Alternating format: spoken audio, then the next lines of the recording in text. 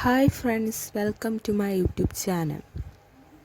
ഇന്ന് നമ്മൾ നോക്കാൻ പോകുന്നത് class 9 social science part 1 first chapter ആയിട്ടുള്ള on the roof of the world. അപ്പോൾ ഈ ചാപ്റ്ററിൻ്റെ ഒരു ഷോർട്ട് സമ്മറിയാണ് നമ്മൾ നോക്കാനായിട്ട് പോകുന്നത്. ഇന്ത്യ എന്ന് പറയുന്നത് ഒരു മിക്സഡ് കൾച്ചർ അല്ലേ, അതായത് വിവിധ തരം കൾച്ചറുകൾ ചേർന്ന ഒരു രാജ്യമാണ്.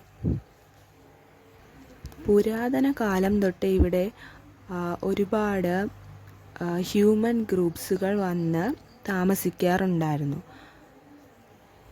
അങ്ങനെ ഈ നിരവധി മനുഷ്യരുടെ ഗ്രൂപ്പുകൾ ചേർന്ന് അതൊരു മിക്സഡ് ആയിട്ടുള്ളൊരു ഗ്രൂപ്പ് മാറാനായിട്ട് തുടങ്ങി. അങ്ങനെ വിവിധ ഇടത്തു നിന്ന് വന്നിട്ടുള്ള ആൾക്കാരെല്ലാം കൂടെ ചേർന്നിട്ട് പലതരം ലാംഗ്വേജ്, കോസ്റ്റ്യൂംസ്, ട്രഡീഷൻസ്, ഫെസ്റ്റിവൽസ്, വിശ്വാസങ്ങൾ, കൃഷി, ഇങ്ങനെയുള്ള വിവിധ തരം കാര്യങ്ങൾ വരാനായിട്ട് തുടങ്ങി. അങ്ങനെ വിവിധ തരത്തിലുള്ള കൾച്ചറൽ ഡൈവേഴ്സിറ്റി ഉള്ള ഒരു രാജ്യമാണ് ഇന്ത്യ. അതിൽ ഒരു ഇമ്പോർട്ടൻ്റ് ഭാഗമാണ് നോർത്തേൺ മൗണ്ടെയ്ൻസ് എന്ന് പറയുന്നത്. അപ്പോൾ അത് നോർത്തേൺ പാർട്ടിലാണുള്ളത്. ഇത് വളരെയധികം ഫെർട്ടൈലായിട്ടുള്ളൊരു പ്ലെയിനാണ് ഈ നോർത്തേൺ മൗണ്ടെയ്ൻ.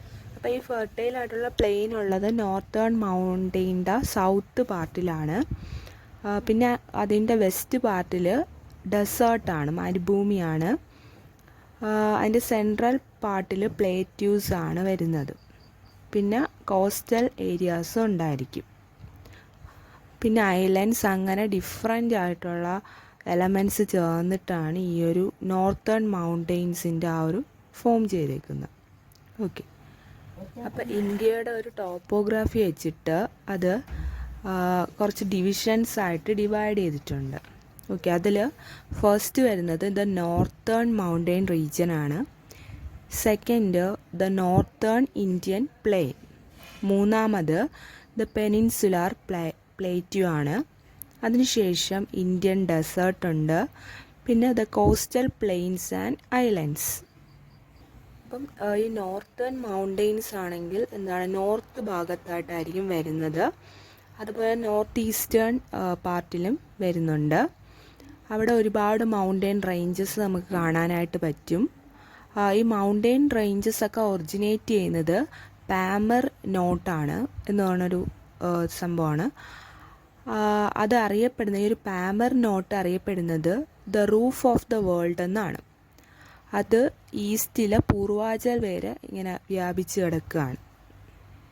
ഈ ഒരു നോർത്തേൺ മൗണ്ടെയ്ൻ എക്സ്റ്റെൻഡ് ചെയ്യുന്നത് റിവർ ഇൻഡസ് മുതൽ റിവർ ബ്രഹ്മപുത്ര വരെയാണ്.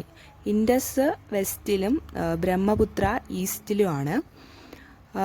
അങ്ങനെ ഏകദേശം ആ ഒരു റേഞ്ചിലാണ് അത് വ്യാപിച്ചു കിടക്കുന്നത്.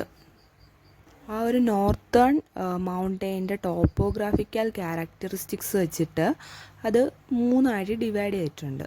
ഫസ്റ്റ് എന്ന് പറഞ്ഞാൽ trans Himalayas, second the Himalayas, മൂന്നാമത് ദ ഈസ്റ്റേൺ ഹിമാലയാസ്. ഈ ട്രാൻസ് ഹിമാലയാസ് എന്ന് പറഞ്ഞാൽ northern most division of Himalayas ആണ്. അതിന് മറ്റൊരു പേരിലും അറിയപ്പെടുന്നുണ്ട്, ടിബറ്റൻ ഹിമാലയാസ് എന്ന പേരിലും അറിയപ്പെടുന്നുണ്ട്. അതിന് ഏകദേശം 3000 മീറ്റേഴ്സോളം എലിവേഷനുണ്ട്. വിഡ്ത്ത് എന്ന് പറഞ്ഞാൽ 40 കിലോമീറ്ററും ലെങ്ത് 965 കിലോമീറ്ററുമാണ്.